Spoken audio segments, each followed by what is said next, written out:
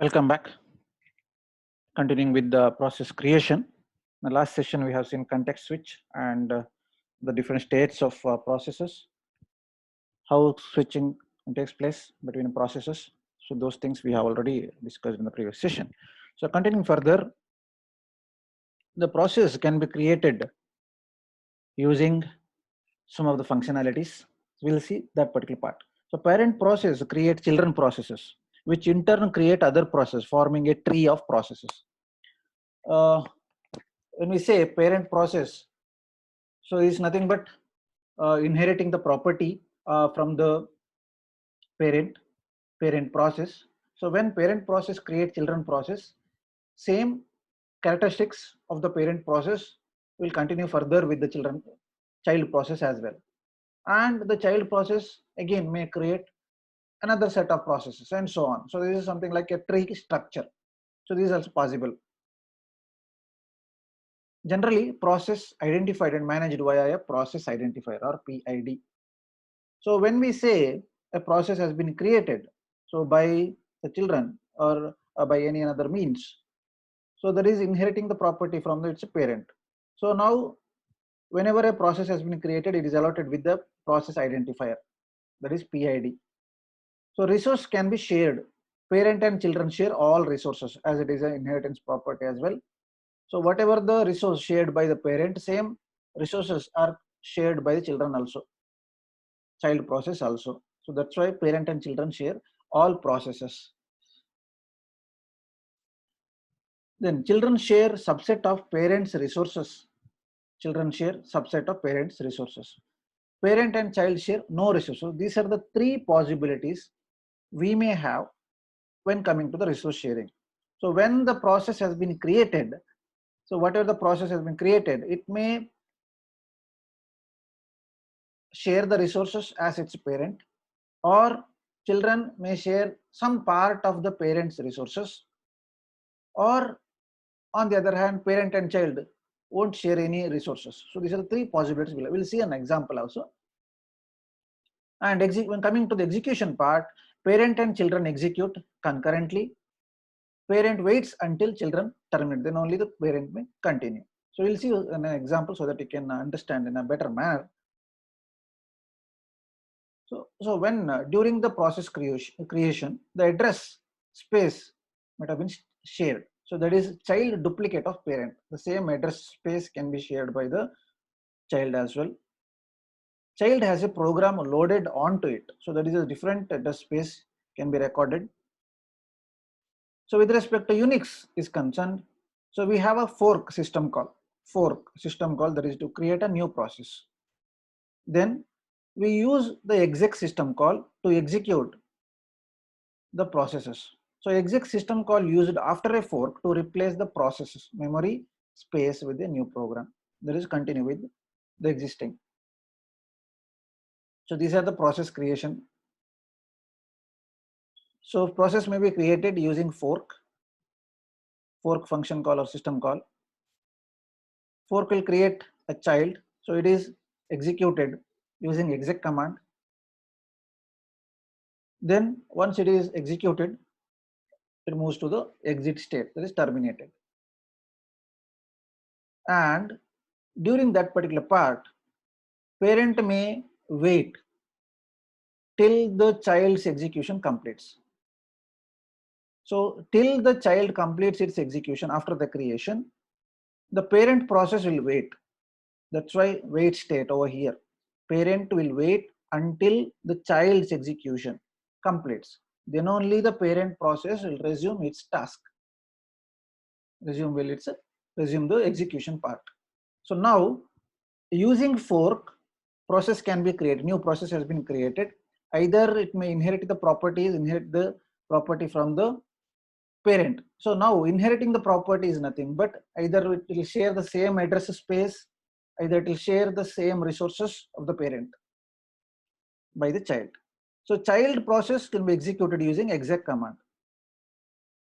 So once the process continues its execution and finishes its job, then it moves to the exit state. So when exit completes, then the command the control goes back to the parent process so that parent process can continue, parent process can resume its execution. So that is the different state coming to the process creation and its execution. So here, here is in a program, a C program forking a separate process. So some of the header files we have used system file to make use of the system files, standard input output header file. So now using PID, a new process has been created. So this is for new process PID. So using fork, we are going to create a new process. If something happens during the creation, then we can send a system call saying that the failed. Otherwise, if it is successful, that is if it returns PID with the value 0, that is child process has been created with null. So till the execution of this one, the parent is supposed to wait.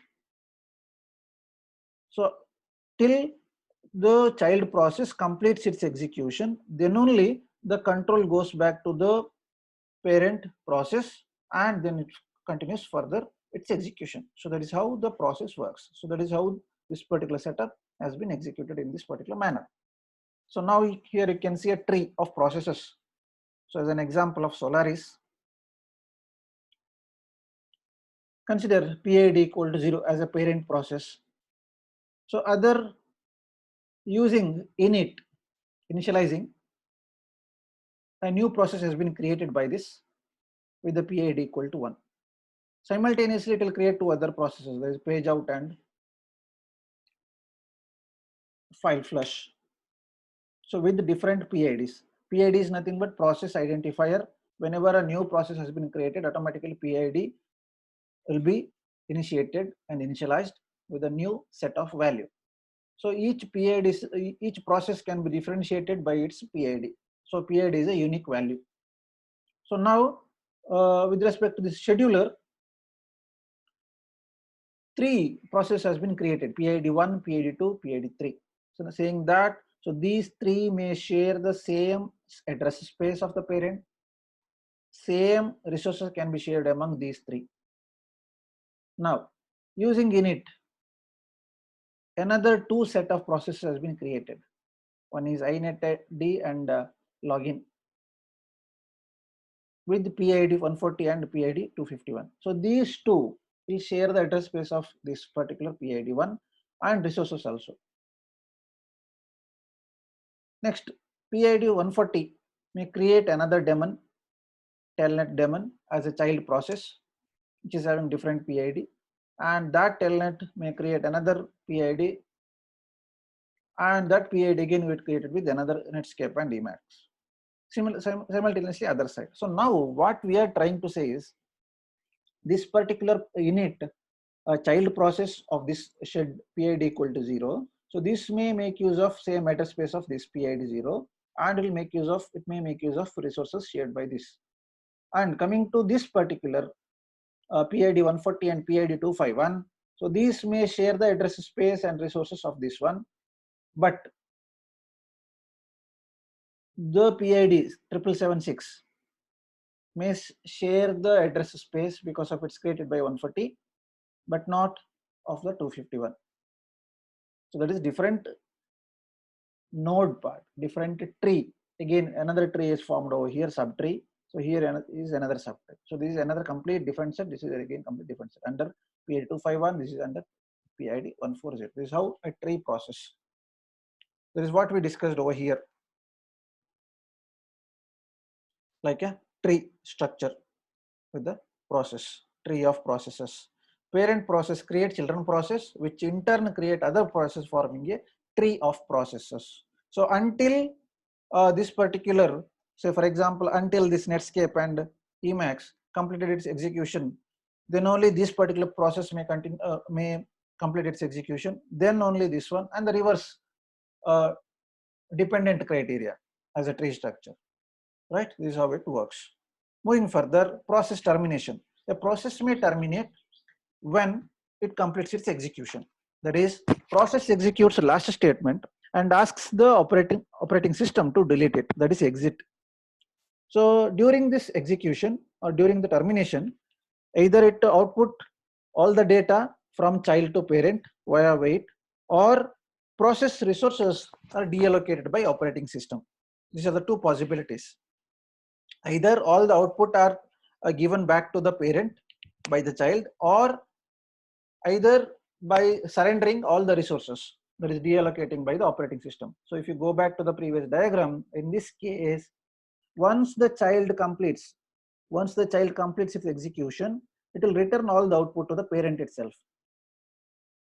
And that is one part. Second part is it will surrender all the resources shared by the parent to the parent itself, so that parent can continue its execution. So that is what this particular point says. So either it will return the output, either it will output the data, whatever the output it has obtained by the execution of child, that is sent to the parent process, and the resources which is already shared by the child, that is deallocated by the operating system and given the allocated to the parent. One part. Second part is parent may terminate execution of children process, that is aborting in between. For example, when this aborting may occur during the execution, the child has exceeded allocated resources. If the child has exceeded with the allocated resources, that is, the allocated resources may not enough to complete the execution. So during that time, the parent may abort child process, or the task assigned to a child is no longer required. So already some task has been assigned to a particular child process, but it is no longer required, then it is a time to abort it. Or if parent is exiting, sometimes some operating systems do not allow child to continue if its parent terminates. So then the parent may exit, or all children may terminated, that is via cascading termination. So these are the different possibilities when abort may takes place, that is terminating the children processes or forcing the children processes to terminate its execution. So these are the two variants of a process termination. One variant or one type of process termination is via completion of the execution, successful completion of the execution. So that is by providing output data from the child to parent, or by surrendering all the resources shared by the child process back to the parent. Second part is aborting the execution of children. So this is the possibility of a process termination. Coming to inter-process communication is one of the important part in any one of the operating systems. So processes within a system may be independent or cooperating. Sometimes some of the processes may need some set of values from other processes, or some processes may execute on their own, they are independent. So two variants we may get when we discuss about processes. So one of these is independent process and cooperating processes. Independent processes not depending on any other processes, and it will continue its execution on its own by whatever the availability of resources. Cooperating processes may need to wait for the resources allocated. So cooperating process can affect or be affected by other processes, including sharing data. If one particular process maybe need inputs from other process, so that the process should output their result, the data. So that is cooperating processes. So reasons for cooperating processes are, one part is information sharing, computation speed up, and modularity, convenience. So information sharing, the data can be shared among two or more processes. So one process may continue its execution and it will give you some output. So that output may be fed to another process as an input to that particular process. That is information sharing. And to speed up the computation, we may make use of one or more processes so that they can contribute together. That is computation speed up. Modularity, so we can divide the task between different processes so that each individual subtasks can be executed simultaneously, and at the end of the execution, all those results from individual individual process may be clubbed together to have a integrated result. That is modularity, that is cooperating process. Then for better convenience with the execution among the different processes, the cooperation may require. So now to perform these many tasks, there is a need of communication between processes. So that communication is nothing but inter-process communication, or IPC. The cooperating processes need inter-process communication. So over here we have two types of, or two models of IPC. So one is shared memory, other one is message passing. Shared memory inter-process communication will share common memory, common data. Message passing will transfer the data from one process to another. We'll see further. Here you can see communication model. So over here at first we are sharing the first one, shared memory. So process A and process B. So process A as memory is handled by the kernel. So that kernel will share the same memory space with process B. So first one and second, so these two, please follow the cursor movement. Process A has some memory. This has some memory because it needs to store some data. So that is handled by the kernel. So kernel will allocate the same memory space to another process. So that is shared memory of communication setup. Second one is sharing of data. So process A will keep or will make use of a particular shared data, and same data shared by another process also. So this is how the data sharing. Same data can be shared by two processes, one part. Second part over here, we can analyze in another manner.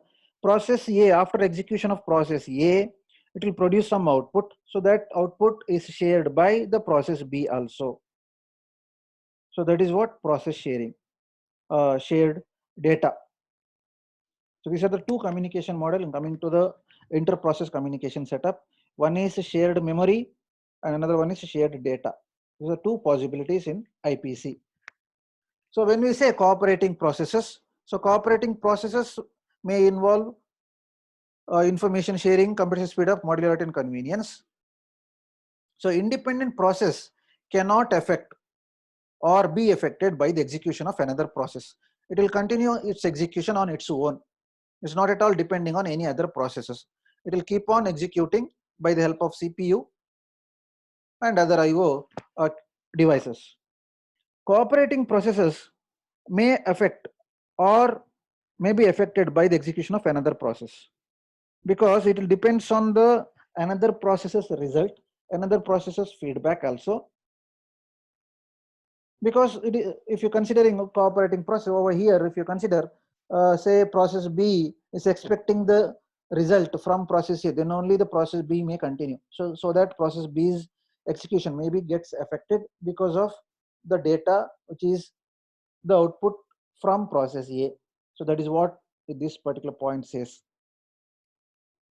So cooperating process can affect or be affected by the execution of another process.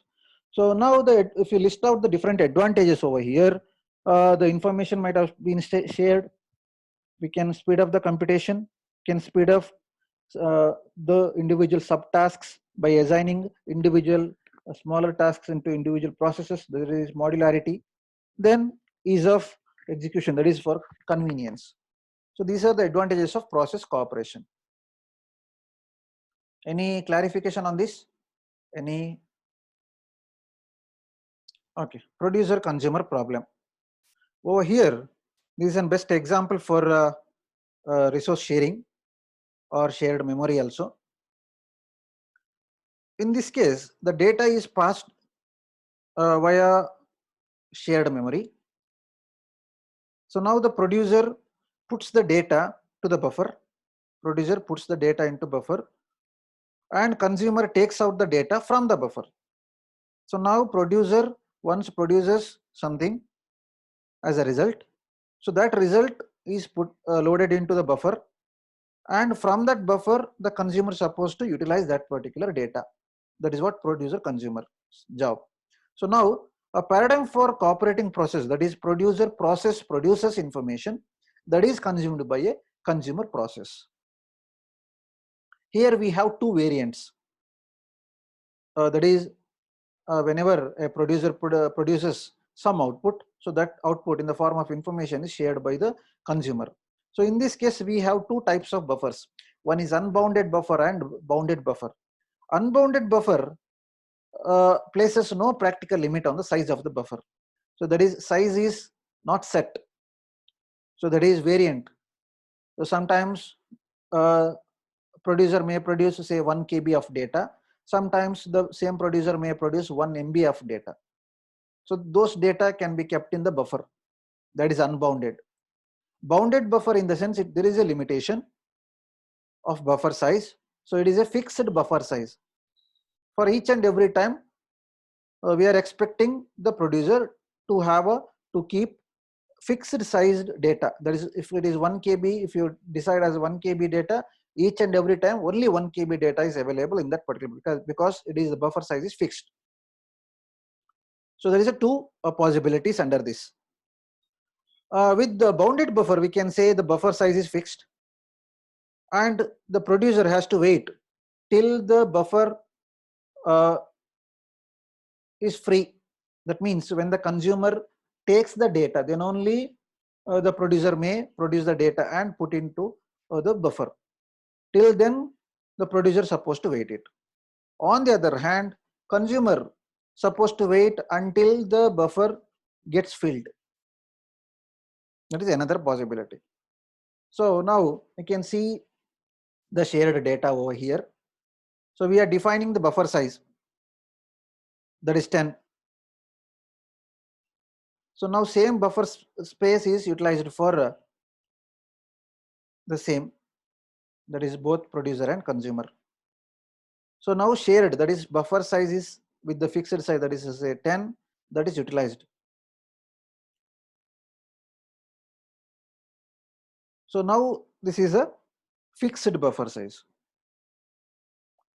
In this case, so here is an example for shared memory solution. So now initially we are supposed to set the buffer size. After that, some of those elements are supposed to be utilized with dots, and buffer, that is with the buffer size, buffer with the buffer 10. So this is the memory space we already allocated. So that is with the size 10. And now we supposed to produce an item. Producer supposed to produce an item. So that is, if the buffer size continues with this, then there is no free buffer. So that if there is a within the limit, then only we can put the producer may put the data into the buffer, that is bounded buffer. This is from the producer side. And consumer side, if there is no data in the buffer, do nothing. So when the data is available, supposed to remove the item from the buffer. So buffer of out equal to item, that is item is loaded with the value which is available in the buffer, and so it continues. So this is how the consumer utilizes the data which is from available from the previous process. So now in general, IPC is used mainly for message passing, as we discussed. When we say message passing, we listed out some of the advantages like information sharing and faster communication, faster execution, modularity, and various other aspects also. So now in this message passing or message communication, the mechanism for processes to communicate and to synchronize their actions. This is a mechanism or way in which the processes can communicate each other to synchronize their actions. So synchronizing in the sense, for example, if a parent creates a child, so child will share that memory space, and utilizing the same resources, it will continue its execution. So the output is carried over by the parent.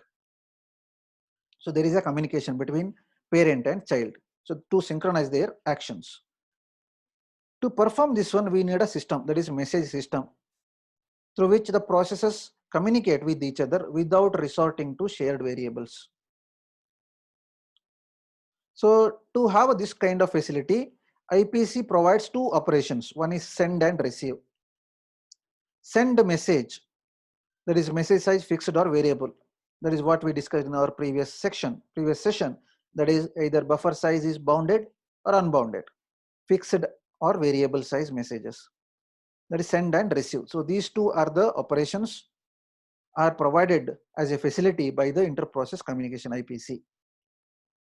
Using send, within that we are supposed to send the message that is to be sent to the other process. On the other side, receiver will receive the message. So now as an example, if P and Q wish to communicate, they need to establish a communication link between them, that is before or prior to transfer of the any communication, any message. So this P process supposed to communicate with the Q and establish a communication link. Then only exchange of messages via send or receive may happen. So how to establish this communication link? Either via physical or logical. Physical in the sense either using shared memory or hardware channel, hardware communication bus or channel. The second part is logical, that is using logical properties, using system calls. You can make use of this implementation of communication channels. This is one part.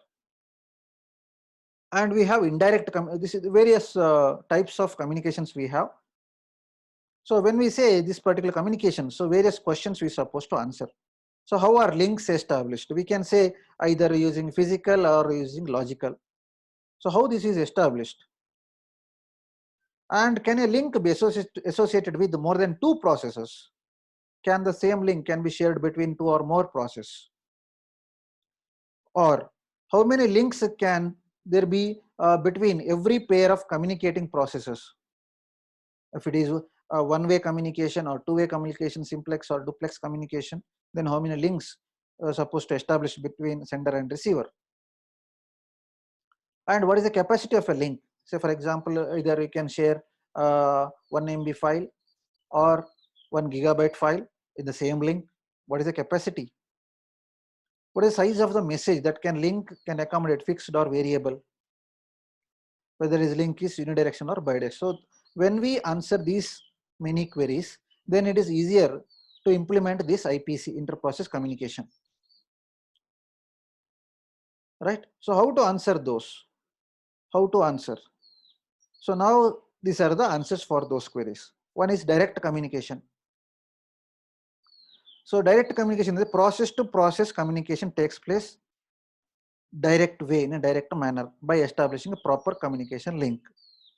So processes must name each other explicitly, to which process I am sending, from which process I am receiving. So that is via this send, within the parenthesis we are supposed to pass P comma message, where P represents the sender process and the message represents the actual data. That is send a message to process P. On the other side, receiver. So receive in parenthesis Q and message. Q is receiver's name, message, that is a message has to be received. So that is receive a message from process Q. Send P, send a message to process P, receive a message from process Q.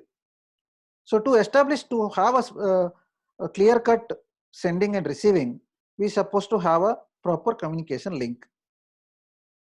So the links are established automatically. A link associated with exactly one pair of communicating process can be takes place. So once we have the dedicated communication link between sender and receiver, we can easily communicate with the message. So when we say a link is associated with exactly one pair, so that it is easier to communicate as a direct communication. So now between each pair, between this P and Q, there should be only one link. So that is how direct communication happens. So between each pair, there are only one exact link, only one communication link. So now based on the communication, either this particular link may be unidirectional or bidirectional also, any one channel. any one, either bidirectional or bidirectional or unidirectional, based on the usage, based on the message that is to be transmitted between P and Q processes. Okay. We have second option, that is indirect communication. And coming to indirect communication, messages are directed and received from mailboxes, or we may refer it as ports. So how to identify the mailbox? Each mailbox will have a unique identifier. So all the processes should communicate via this particular mailbox only. So processes can communicate only if they share a mailbox, common mailbox. So how this indirect communication can be set up? So either a link established only if processes share a common mailbox, then only the link can take place. That means the processes initially should depict a proper mailbox for their communication. Say one or more processes can share same mailbox, so that all those processes can share the same message. So that is what this particular point says. Link established only if processes share a common mailbox. Whenever there is a need of messages that is to be transmitted between processes, then whoever the process want to communicate, they will put their message into that common mailbox. That is via the link associated with the many processes, because they share the common mailbox. So each pair of processes may share several communication links. Now there may be several communication links. Again, these links may be unidirectional and bidirectional as well. But the common mailbox has been shared among different processes with different communication links. So this is indirect communication. And it will have different operations like this. Suppose to create a new mailbox, then sending and receiving messages through the mailbox. Once it is over, you can destroy the mailbox. So these are the three operations may take place in the backend during indirect communication. So first one is supposed to create the mailbox. Then once the mailbox is created, it is shared between different processes. Then the sending and receiving of messages may happen between those mailboxes. Once it is done, once sending and receiving is over, the mailbox can be destroyed. So we can make use of these primitives. Send a message, that is, say for this particular mailbox, a message has to be sent by a particular process. On the other side, a message has been received by the mailbox A. So receive a message from mailbox A. So here one thing is supposed to observe, A, that is in both side is supposed to share the common mailbox identifier, so that the processors utilize same mailbox to their messages, to their communication. In the previous direct communication, so we supposed to send this to whom we supposed to send it, and from whom we supposed to receive, two different processes. So if you compare over here, process P and Q, right? So two different processes. Send P message, send receive Q message. Send a message to process P, receive a message from Q. In this case, same mailbox has been shared among different processes. That is indirect communication. Say P1, P2 and P3 share common mailbox A. That means P1 may send, P2 and P3 receive, or vice versa also. So whoever wanted to receive the message, they can take that particular message from that mailbox. So one thing, how to identify who needed that particular message. We can allow a link to be associated with at most two processes. That is one of the possibility. Second possibility is to allow only one process at a time to execute a receive operation, or you can allow the system to select random receiver. That is by the help of sender itself. Sender is notified who the receiver was, because a common mailbox has been shared among three processes. Consider this particular example, P1, P2, P3.